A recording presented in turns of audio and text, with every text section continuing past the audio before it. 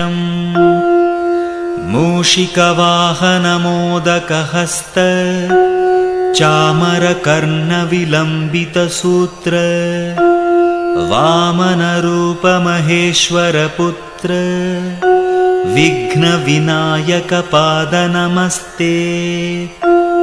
अगजाननपद्मार्कं गजाननमहर्निशम् अनेकदन्तं भक्तानां एकदन्तमुपास्महे।